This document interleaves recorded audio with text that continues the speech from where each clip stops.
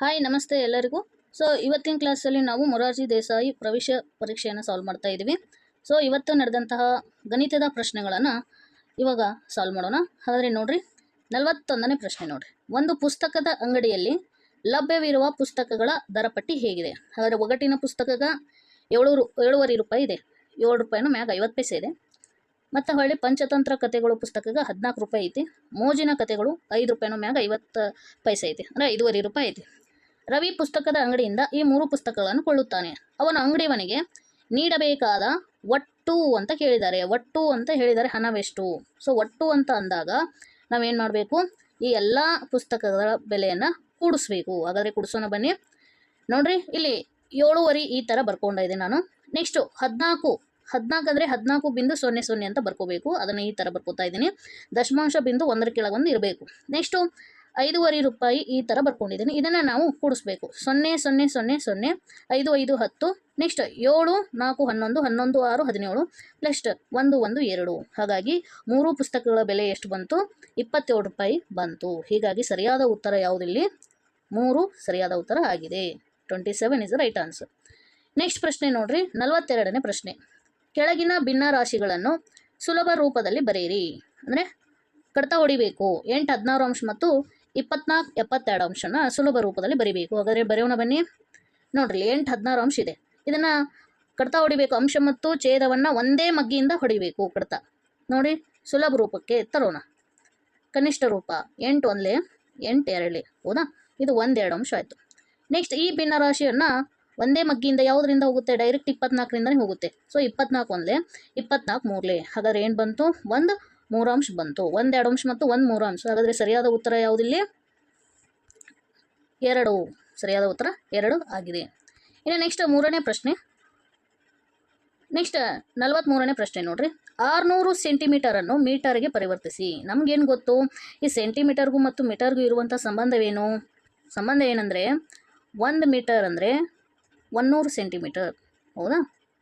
ಹಾಗಾದರೆ 600 ಸೆಂಟಿಮೀಟರ್ ಅಂದರೆ ಎಷ್ಟು ಮೀಟರ್ ಆಗುತ್ತೆ? 600 ಬೈ ಏನು ಮಾಡಬೇಕು? 100ಲೆ ಏನು ಮಾಡಬೇಕು? ಭಾಗಿಸ್ಬೇಕು. ನೋಡಿರಿ, ಈ 0ಗೆ ಈ 0 ಹೋಯಿತು, ಈ 0ಗೆ ಈ 0 ಹೋಯಿತು. ಎಷ್ಟು ಉಳ್ಕೊಂತು? 6 ಉಳ್ಕೊಂತು. ಹಾಗಾದರೆ 600 ಸೆಂಟಿಮೀಟರ್ ಅಂದರೆ 6 ಮೀಟರ್ ಅಂತ ಅರ್ಥ. ಹೀಗಾಗಿ 3 ಸರಿಯಾದ ಉತ್ತರ ಆಗಿದೆ. ನೆಕ್ಸ್ಟ್ ಪ್ರಶ್ನೆ ನೋಡ್ರಿ, 44ನೇ ಪ್ರಶ್ನೆ. 5 ಕ್ವಿಂಟಾಲ್ ತೂಕವು ಎಷ್ಟು ಕಿಲೋಗ್ರಾಮ್ಗೆ ಸಮ ಅಂತ ಹೇಳ್ತಾ ಇದ್ದಾರೆ. 5 ಕ್ವಿಂಟಾಲ್ ನಮಗೇನು ಗೊತ್ತಿರೋದು ನೋಡ್ರಿ? ನಮ್ಗೆ ಗೊತ್ತಿರೋದು 1 ಕ್ವಿಂಟಾಲ್ ಅಂದರೆ ಎಷ್ಟು ಕೆ ಜಿ? 100 K G. ಹಾಗಾದ್ರೆ 5 ಕ್ವಿಂಟಾಲ್ ಅಂದರೆ ಎಷ್ಟು? ಏನು ಮಾಡಬೇಕು? 5ಕ್ಕೆ 100ನ ಗುಣಾಕಾರ ಮಾಡಬೇಕು. ಹಾಗಾದರೆ 5 100 500. 5 ಕ್ವಿಂಟಾಲ್ ಅಂದ್ರೆ 500 ಕೆ ಜಿ ಆಗುತ್ತೆ. ಹಾಗಾದರೆ ಸರಿಯಾದ ಉತ್ತರ ಯಾವುದಿಲ್ಲಿ? 4 is the right answer. Next ಪ್ರಶ್ನೆ 45ನೇ ಪ್ರಶ್ನೆ. 6457ರಲ್ಲಿ 4ರ ಸ್ಥಾನ ಬೆಲೆ ಮತ್ತು ಮುಖ ಬೆಲೆಯ ವ್ಯತ್ಯಾಸ ಕೇಳಿದ್ದಾರೆ. ಈ 4ರದ್ದು ಸ್ಥಾನ ಬೆಲೆಯನ್ನು ಕಂಡುಹಿಡೋಣ ಬನ್ನಿ. ಯಾವುದೇ ಸಂಖ್ಯೆ ಒಂದು ಸ್ಥಾನ ಬೆಲೆ ಕೇಳಿದಾಗ ನಾವು ಏನು ಮಾಡಬೇಕು? ಆ ಸಂಖ್ಯೆಯನ್ನು ಬರ್ಕೋಬೇಕು. ಏನಂತ? 4 ಕೇಳ್ಯಾರ 4 ಅಂತ ಬರ್ಕೋಬೇಕು. ನೆಕ್ಸ್ಟು ಅದರ ಮುಂದ್ಗಡೆ ಎಷ್ಟು ಸಂಖ್ಯೆಗಳದಾವು? 2 ಸಂಖ್ಯೆಗಳದಾವು. ಆ 2 ಸಂಖ್ಯೆಗಳನ್ನು 0 ಆಗಿ ಬರೆದುಕೊಳ್ಬೇಕು. ಹಾಗಾದರೆ ಎಷ್ಟಾಯಿತು? 400 ಆಯ್ತಲ್ವಾ ಸ್ಥಾನ ಬೆಲೆ. ನೆಕ್ಸ್ಟ್ ಯಾವುದೇ ಸಂಖ್ಯೆಯ ಮುಖ ಬೆಲೆ ಕೇಳಿದಾಗ ಆ ಸಂಖ್ಯೆನೇ ಆಗಿರ್ತದ. ಹೀಗಾಗಿ 4ರ ಮುಖ ಬೆಲೆ 4. ಇದನ್ನು ನಾನು ಏನು ಮಾಡಬೇಕು? ವ್ಯತ್ಯಾಸ ಅಂದರೆ ಏನು ಮಾಡಬೇಕು? ಈ ಸ್ಥಾನ ಬೆಲೆ ಆನ್ಸರನ್ನು ಮುಖ ಬೆಲೆ ಆನ್ಸರನ್ನು ಕಳಿಬೇಕು. 400ರಾಗ 4 ಕಳೆದ್ರೆ 396 ಹೌದಾ? ಹೀಗಾಗಿ ಸರಿಯಾದ ಉತ್ತರ ಯಾವುದಿಲ್ಲಿ? 1 ಸರಿಯಾದ ಉತ್ತರ ಆಗಿದೆ. ನೆಕ್ಸ್ಟ್ 46ನೇ ಪ್ರಶ್ನೆ. ಕೆಳಗೆ ನೀಡಿದ ಆಕೃತಿಯ ಸುತ್ತಳತೆ ಕಂಡುಹಿಡಿಯಿರಿ. ಸುತ್ತಳತೆ ಅದು ಯಾವುದೇ ಕೇಳಿದರೆ ಅದು ಆಕೃತಿ ಯಾವುದೇ ಥರ ಇರಲಿ ಹೌದಾ? ಅದನ್ನು ನಾವು ಯಾವ ಥರ ಮಾಡೋದಂದರೆ ಎಲ್ಲ ಅಳತೆಗಳನ್ನು ನಾವು ಏನು ಮಾಡಬೇಕು? ಕೂಡಿಸಿಬಿಡಬೇಕು. ಹಾಗಾದರೆ ನೋಡಿರಿ, ಮೊದಲಿಗೆ 4 ಸೆಂಟಿಮೀಟರನ್ನು, ತದನಂತರ 3 ಬರ್ಕೋತಾ ಇದ್ದೀನಿ, ನಂತರ 7 ಸೆಂಟಿಮೀಟರನ್ನು, ನಂತರ 5 ಸೆಂಟಿಮೀಟರನ್ನು ಬರ್ಕೋತಾ ಇದ್ದೀನಿ. ಹಾಗಾದರೆ 4 3 7 7 7 14 14 5 19. ಹಾಗಾದರೆ ಎಷ್ಟಾಯಿತು ಸುತ್ತಳತೆ? ಈ ಒಂದು ಆಕೃತಿಯ ಸುತ್ತಳತೆ 19 ಸೆಂಟಿಮೀಟರ್ ಆಯಿತು. ಹೀಗಾಗಿ 2 ಸರಿಯಾದ ಉತ್ತರ. ನೆಕ್ಸ್ಟ್ 47ನೇ ಪ್ರಶ್ನೆ ನೋಡ್ರಿ. 12056ನ್ನು 12ರಿಂದ ಭಾಗಿಸಿದಾಗ ಬರುವಂತಹ ಭಾಗಲಬ್ಧವು ಡ್ಯಾಶ್ ಮತ್ತು ಶೇಷ ಡ್ಯಾಶ್ ಆಗಿರ್ತದೆ. ಭಾಗಾಕಾರ ಲೆಕ್ಕವನ್ನು ಕೇಳಿದ್ದಾರೆ ನೋಡ್ರಿ. ಹಾಗಾದರೆ ಭಾಗಿಸೋಣ ಬನ್ನಿ. ಇಲ್ಲಿ ನೋಡ್ರಿ, 12ರಿಂದ 12,056 ಭಾಗಿಸಿದ್ದೀನಿ. ಹೇಗೆ? ಇವಾಗ 12 ಒಂದಲೇ 12, ಹೌದಾ? 12 ಒಂದಲೇ 12 ಅಂತ ಬರೆದಿದ್ದೀನಿ. 12ರಲ್ಲಿ 12 ಕಳೆದ್ರೆ ಎಷ್ಟು? 0. ನೆಕ್ಸ್ಟನ್ನು 0ನ ಇಳಿಸ್ಕೊಂಡ ಇದ್ದೀನಿ. 12 ಸೊನ್ನೆಲೆ 0 ಅಂತ ಬರೆದಿದ್ದೀನಿ. 0ದ್ರಾಗ 0 ಕಳೆದ್ರೆ 0. ನೆಕ್ಸ್ಟ್ ಸಂಖ್ಯೆ 5ಅನ್ನು ಬರೆದಿದ್ದೀನಿ. 12ರಲ್ಲಿ 5 ಇಲ್ಲ, ಹೀಗಾಗಿ 5ಕ್ಕಿಂತ ಸಣ್ಣ ಸಂಖ್ಯೆ 0. ಎಷ್ಟಲೇ 0 ಅಂದರೆ 12 ಸೊನ್ನೆಲೆ 0. ಹೀಗಾಗಿ 5ರಲ್ಲಿ 0 ಕಳೆದ್ರೆ ಮತ್ತೆ 5 ಬಂತು. ಈಗ ನೆಕ್ಸ್ಟ್ ಸಂಖ್ಯೆ 6ಅನ್ನು ಇಳಿಸ್ಕೊಳ್ತಾ ಇದ್ದೀನಿ. 6, 56 ಆಯಿತು. 12ರ ಮಗ್ಯಾಗ 56 ಇಲ್ಲ, ಅದಕ್ಕಿಂತ ಚಿಕ್ಕ ಸಂಖ್ಯೆ 48. ಎಷ್ಟಲೇ 48 ಅಂದರೆ 4ಲೇ 48. 12 4ಲೇ 48. 56ರಲ್ಲಿ 48ಅನ್ನು ಕಳೆದಾಗ ಸೊ ಶೇಷ, ಇದಕ್ಕೆ ನಾವು ಶೇಷ ಅಂತ ಕರಿತೇವೆ, ಹೌದಾ? ಇದು ಶೇಷ. ಇಲ್ಲಿ ಬಂದಿರೋದನ್ನು ನಾವು ಭಾಗಲಬ್ಧ ಅಂತ ಕರಿತೇವೆ. ಅವ್ರು ಕೇಳಿರೋದೇ ಇದನ್ನೇ, ಇವೆರಡನ್ನು.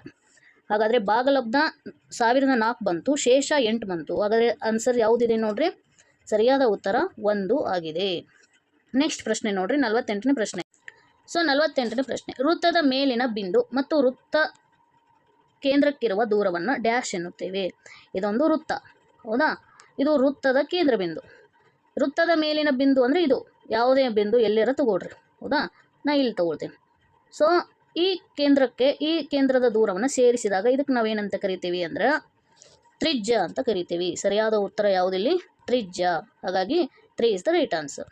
ನೆಕ್ಸ್ಟ್ ಪ್ರಶ್ನೆ 49ನೇ ಪ್ರಶ್ನೆ, ಈ ಕೆಳಗಿನ ಆಯ್ಕೆಗಳಲ್ಲಿ ಯಾವುದು ಲಘುಕೋನವಾಗಿದೆ? ಲಘುಕೋನ ಅಂದ್ರೇನು? 0 ಡಿಗ್ರಿ ಅಥವಾ 0 ಡಿಗ್ರಿಗಿಂತ ಹೆಚ್ಚು, 90 ಡಿಗ್ರಿಗಿಂತ ಕಡಿಮೆ ಇರುವ ಕೋನಕ್ಕೆ ನಾವು ಲಘುಕೋನ ಅಂತ ಕರಿತೀವಿ. ಯಾವುದಿದೆ? 90 ಡಿಗ್ರಿಗಿಂತ ಇರುವಂಥ ಕೋನ 80 ಡಿಗ್ರಿ ಇದೆ. ಹೀಗಾಗಿ 1 is the right answer. Next ಪ್ರಶ್ನೆ 50ನೇ ಪ್ರಶ್ನೆ, 5 ನೂರಾಂಶ ಇದರ ಒಂದು ದಶಮಾಂಶ ರೂಪ ನೋಡ್ರಿ. 5 ನೂರಾಂಶ ದಶಮಾಂಶ ರೂಪ ಕೇಳಿದ್ದಾರೆ. ಸೊ ದಶಮಾಂಶ ರೂಪವನ್ನು ಬರೆಯುವಾಗ ಯಾವ ಥರ ಹೇಳ್ಕೊಟ್ಟಿದ್ದಾನೆ ಸುಮಾರು ಸಲ. ಸೊ ಅಂಶವನ್ನು ಹಾಗೆ ಬರ್ಕೊಳ್ಬೇಕು. ನೆಕ್ಸ್ಟು ಇಲ್ಲಿ ಛೇದನವನ್ನು ಗಮನಿಸಬೇಕು. ಇಲ್ಲಿ 2 ಸೊನ್ನೆಗಳಿದಾವಲ್ಲ, ಹೀಗಾಗಿ 2 ಅಂಕಿ ಬಿಟ್ಟು ದಶಮಾಂಶ ಬಿಂದುವನ್ನು ಕೊಡಬೇಕು. ಇಲ್ಲಿ ಆಲ್ರೆಡಿ 1 ಅಂಕಿ ಇದೆ, ಇನ್ನೊಂದು ಅಂಕಿ ಇಲ್ಲ, ಹಾಗಾದರೆ 0ಯನ್ನು ಬರ್ಕೊಂಡ್ಬಿಟ್ಟು ಈಗ 2 ಅಂಕಿ ಅದು ಅದರ ಪಕ್ಕದಲ್ಲಿ ದಶಮಾಂಶ ಬಿಂದುವನ್ನು ಕೊಡಬೇಕು. ಇಲ್ಲಿ ಏನಿಲ್ಲ ಅಂದರೆ 0 ಇರುತ್ತೆ. ಹೀಗಾಗಿ ಸರಿಯಾದ ಉತ್ತರ ಯಾವುದು? 1, 0.05. So 1 is the right answer. Next ಪ್ರಶ್ನೆ 51ನೇ ಪ್ರಶ್ನೆ, ಒಬ್ಬ ವ್ಯಾಪಾರಿಗ ವಾರ್ಷಿಕ ಆದಾಯ, ವಾರ್ಷಿಕ ಅಂದರೆ 12 ತಿಂಗಳು ಅಂತ ಅರ್ಥ. 12 ತಿಂಗಳದ ಇನ್ಕಮ್ ಎಷ್ಟು ಬರ್ತದೆ ಅಂದರೆ 14,400 ಬರ್ತದೆ. ಹಾಗಾದ್ರೆ 1 ತಿಂಗಳದ ಆದಾಯ ಎಷ್ಟು ಅಂತ ಕೇಳ್ತಾ ಇದ್ದಾರೆ. ಹಾಗಾದರೆ ನಾವೇನು ಮಾಡಬೇಕಿಲ್ಲಿ? 14,400 ಇದು 12 ತಿಂಗಳಿಗೆ ಬರುವಂಥದ್ದು. ಹಾಗಾದರೆ 1 ತಿಂಗಳಿಗೆ ಬರುವಂಥದ್ದು ಆದಾಯ ಎಷ್ಟು? ಈ ಎಷ್ಟನ್ನು ನಾನು ಡಿ ಅಂತ ಬರ್ಕೊಳ್ತಾ ಇದ್ದೀನಿ. ಹಾಗಾದರೆ ನಾವು ಏನು ಮಾಡಬೇಕಿಲ್ಲಿ? ಓರೇ ಗುಣಾಕಾರ ಮಾಡಬೇಕು, ಹೌದಾ? 12 into D is equal to 14,400 into 1. Next D is equal to 14,400ಕ್ಕೆ 12ರಲ್ಲಿ ಭಾಗಿಸ್ಬೇಕು. ಸೊ ಎಷ್ಟು ಬರುತ್ತೆ ಅಂದರೆ 1200 ಬರುತ್ತೆ. ಹೀಗಾಗಿ ಸರಿಯಾದ ಉತ್ತರ ಅವನ ಒಂದು ತಿಂಗಳ ಆದಾಯ 2 ಸರಿಯಾದ ಉತ್ತರ ಆಗಿದೆ, 1200. ನೆಕ್ಸ್ಟ್ ಪ್ರಶ್ನೆ 52ನೇ ಪ್ರಶ್ನೆ, 3,459ರಲ್ಲಿ 4ರ ಸ್ಥಾನ ಬೆಲೆ ಕೇಳಿದ್ದಾರೆ. ಸೊ 4ರ ಸ್ಥಾನ ಬೆಲೆ ಯಾವ ಅಂಕಿ ಕೊಟ್ಟಿರ್ತಾರೆ ಆ ಅಂಕಿ ಬರೆಯೋಣ. ತದನಂತರ ಪಕ್ಕದಲ್ಲಿರುವಂಥ ಸಂಖ್ಯೆಗಳನ್ನು ಎಣಿಸೋಣ. 2 ಸಂಖ್ಯೆಗಳು ಅದಾವು, ಹಾಗಾಗಿ 2 ಸೊನ್ನೆಗಳನ್ನು ಬರೆದುಕೊಳ್ಳೋಣ. ಸರಿಯಾದ ಉತ್ತರ ಏನು ಬಂತು? 2 ಸರಿಯಾದ ಉತ್ತರ ಆಗಿದೆ, 400. 53ನೇ ಪ್ರಶ್ನೆ, 2 ಇಂಟು 1000 ಪ್ಲಸ್ 5 ಇಂಟು 100 ಇದು 2000 ಆಯಿತಾ? ಪ್ಲಸ್ 5 ಇಂಟು 100 ಅಂದರೆ 500 ಆಯಿತಾ? ನೆಕ್ಸ್ಟ್ 3 ಇಂಟು 1 ಅಂದರೆ 3 ಆಯಿತಾ? ನೆಕ್ಸ್ಟ್ ಇವುಗಳನ್ನೆಲ್ಲ ಕೂಡಿಸಿದಾಗ ನೋಡಿರಿ, ವಿಸ್ತರಿಸಿ ಬರೆಯುವಂಥ ರೂಪ ಇದು ನೋಡಿರಿ. ಇವನ್ನೆಲ್ಲ ಕೂಡಿಸಿದಾಗ 3ಕ್ಕೆ 3, 0ಗೆ 0, 5ಕ್ಕೆ 5, 2ಕ್ಕೆ 2, 2503 ಬಂತು. ಹೀಗಾಗಿ 4 is the right answer. Next ಪ್ರಶ್ನೆ 54ನೇ ಪ್ರಶ್ನೆ, ಸಂಕಲನ ಮಾಡಿರಿ. 2 ಗಂಟೆ 50 ನಿಮಿಷನು ಮತ್ತು 3 ಗಂಟೆ 40 ನಿಮಿಷಕ್ಕೂ ಏನು ಮಾಡಬೇಕು? ಕೂಡಿಸ್ಬೇಕು. ಸೊ ಹಾಗಾದರೆ ಕೂಡಿಸೋಣ ಬನ್ನಿ. ನೋಡಿರಿ, 0ಗೆ 0, 5 4 9, ನೆಕ್ಸ್ಟ್ 2 3 5, 5 ಗಂಟೆನೂ 90 ನಿಮಿಷ ಆಯಿತು. ನಮಗೆ 1 ಗಂಟೆ ಅಂದರೆ 60 ನಿಮಿಷ ಅಂತ ಗೊತ್ತು, ಹೌದಾ? 90 ನಿಮಿಷ ಅಂದರೆ 1 ಗಂಟೆ ಆದಮೇಲೂ, ಸೊ 1 ಗಂಟೆ ಆದಮೇಲೂ ನೆಕ್ಸ್ಟ್ ಎಷ್ಟಾಗಿದೆ? 30 ನಿಮಿಷ ಅಂತ ಅರ್ಥ. 90 ನಿಮಿಷ ಅಂದರೆ 1 ಗಂಟೆನೂ 30 ನಿಮಿಷ ಅಂತ ಅರ್ಥ. ಹಾಗಾದರೆ ಈ 5ಕ್ಕೆ 1 ಗಂಟೆಯನ್ನು ಸೇರಿಸೋಣ, 6 ಗಂಟೆ ಆಯಿತು. ನೆಕ್ಸ್ಟ್ ಉಳಿದಿರೋದು 30 ನಿಮಿಷ. ಹಾಗಾದರೆ 30 ನಿಮಿಷನ ಬರೆದುಕೊಳ್ಳೋಣ. ಹಾಗಾದರೆ ಸರಿಯಾದ ಉತ್ತರ ಏನಾಯಿತು? 6 ಗಂಟೆನೂ 30 ನಿಮಿಷ ಬಂತು. ಸೊ ಹಾಗಾದರೆ ಸರಿಯಾದ ಉತ್ತರ ಯಾವುದಿಲ್ಲಿ? 3 ಆಗಿದೆ. 6 ಗಂಟೆ 30 ನಿಮಿಷ. ಸೊ ನೆಕ್ಸ್ಟ್ ಪ್ರಶ್ನೆ ನೋಡ್ರಿ, 55ನೇ ಪ್ರಶ್ನೆ. ಆಯತದ ಘನದ ಜಾಲಾಕೃತಿಯು ಯಾವ ಥರ ಇರುತ್ತೆ? ಸರಿಯಾದ ಉತ್ತರ 1 ಆಗಿದೆ. ಇನ್ನು 56ನೇ ಪ್ರಶ್ನೆ, ಕೆಳಗಿನ ಸಂಖ್ಯೆಗಳನ್ನು ಇಳಿಕೆ ಕ್ರಮದಲ್ಲಿ ಬರೆಯಿರಿ. ಅಂದರೆ ದೊಡ್ಡ ಸಂಖ್ಯೆಯಿಂದ ಚಿಕ್ಕ ಸಂಖ್ಯೆಯಲ್ಲಿ ಬರೆಯುವಂಥ ಕ್ರಮ. ಇಲ್ಲಿ 5 ಇದೆ, ಇಲ್ಲಿ 5 ಇದೆ, 5 ಇದೆ, 5 ಇದೆ. ಸೊ ನೆಕ್ಸ್ಟ್ ಸಂಖ್ಯೆಯನ್ನು ನೋಡೋಣ, ಯಾವ್ದು ದೊಡ್ಡದಾದ್ರೆ ಮೊದಲಿಗೆ ಬರೋಣ. ಸೊ ನೆಕ್ಸ್ಟ್ 9 ಇದೆ. ಹಾಗಾದರೆ 4 ಆಪ್ಷನ್ನಲ್ಲಿ ಫಸ್ಟಿಗೆ ಬರೋದು 5997. ನೆಕ್ಸ್ಟು 9ಕ್ಕಿಂತ ಕಡಿಮೆ ಇರೋ ಸಂಖ್ಯೆ 2ನೇ ಸ್ಥಾನದಲ್ಲಿ ನೋಡೋದಾದರೆ 3ನೇ ಸ್ಥಾನದಲ್ಲಿ 7 ಇದೆ. ಹಾಗಾಗಿ ನೆಕ್ಸ್ಟ್ ಬರೋದು 5749. ನೆಕ್ಸ್ಟ್ ಬರೋದು 5478. ಲಾಸ್ಟಿಗೆ ಬರೋದು 5397. ಹಾಗಾದರೆ ಸರಿಯಾದ ಉತ್ತರ ಯಾವುದಿಲ್ಲಿ? 1 is the right answer. Next ಪ್ರಶ್ನೆ ನೋಡ್ರಿ, 57ನೇ ಪ್ರಶ್ನೆ. ಎಲ್ಲ ಸಂಖ್ಯೆಗಳ ಅಪವರ್ತನ ಸಂಖ್ಯೆ ಯಾವುದಾಗಿರುತ್ತೆ? ಎಲ್ಲ ಸಂಖ್ಯೆಗಳ ಅಪವರ್ತನ ಸಂಖ್ಯೆ 1 ಆಗೈತಿ. ಸೊ ಅಪವರ್ತನಗಳನ್ನು ಬಿಡಿಸುವಾಗ ಹೇಳಿದ್ದು. ಇನ್ನು ನೆಕ್ಸ್ಟ್ 58ನೇ ಪ್ರಶ್ನೆ. ತಂದೆಯೊಡನೆ ರಮಾಳು ಒಂದು ಅಂಗಡಿಗೆ ಹೋಗ್ತಾಳ. ಅಲ್ಲಿ ಅವಳ 3 ಸೋಪನ್ನು ಕೊಂಡ್ಕೊಂಡ್ಬಿಟ್ಟು ಪ್ರತಿ ಸೋಪಿಗೆ ಬೆಲೆ ಏನಾಗಿರ್ತದ? 18 ರೂಪಾಯಿ. ಹಾಗಾದ್ರೆ 3 ಸೋಪ್ ತೊಗೊಂಡಾಳಲ್ವಾ, 3 ಸೋಪಿಗೆ ಎಷ್ಟು ಹಣವನ್ನು ಕೊಡಬೇಕು? ಸೊ 1 ಸೋಪಿಗೆ 18 ರೂಪಾಯಿ ಆದರೆ 3 ಸೋಪಿಗೆ ಅವಳು ಎಷ್ಟು ಕೊಡಬೇಕು ಅಂದರೆ 18 ಇಂಟು 3 ಮಾಡಬೇಕು. 18 ಮೂರಲೆ ಎಷ್ಟು? 54 ಆಯಿತು. ಸರಿಯಾದ ಉತ್ತರ ಯಾವುದಲ್ಲಿ? 3 ಆಗಿದೆ. 54 ರೂಪಾಯಿನ ಕೊಡಬೇಕು. ಇನ್ನು 59ನೇ ಪ್ರಶ್ನೆ. ಈ ಕೆಳಗಿನಲ್ಲಿ ಯಾವುದರ ಪ್ರತಿಬಿಂಬ ಮೂಲ ಪದದಂತೆ ಇರುವುದಿಲ್ಲ? ಯಾವುದರಂದರೆ 2. That is the right answer. Next ಪ್ರಶ್ನೆ ನೋಡ್ರಿ, ಕೊನೆಯ ಪ್ರಶ್ನೆ 60ನೇ ಪ್ರಶ್ನೆ. ಈ ಕೆಳಗಿನಲ್ಲಿ ಯಾವುದು ತ್ರಿಭುಜ ಸಂಖ್ಯೆ ಅಲ್ಲ ಅಂತ ಹೇಳಿದ್ದಾರೆ? ಯಾವುದಂದರೆ ಸರಿಯಾದ ಉತ್ತರ 2, 5 ಆಗಿದೆ. ಸೊ ಇಲ್ಲಿ ತನಕ ನಾವು ಗಣಿತದ ಒಂದು ಪ್ರಶ್ನೆಗಳನ್ನು 20 ಪ್ರಶ್ನೆಗಳನ್ನು ಸಾಲ್ವ್ ಮಾಡಿದ್ದೀವಿ. ಸೊ ಉತ್ತರಗಳನ್ನು ವಿವರವಾಗಿ ನೀಡಿದ್ದೇವೆ. ನೆಕ್ಸ್ಟ್ ಒಂದು ವಿಡಿಯೋನ ನೆಕ್ಸ್ಟ್ ಸಬ್ಜೆಕ್ಟನ್ನು ಬಿಡಿಸೋಣ. Have a good day.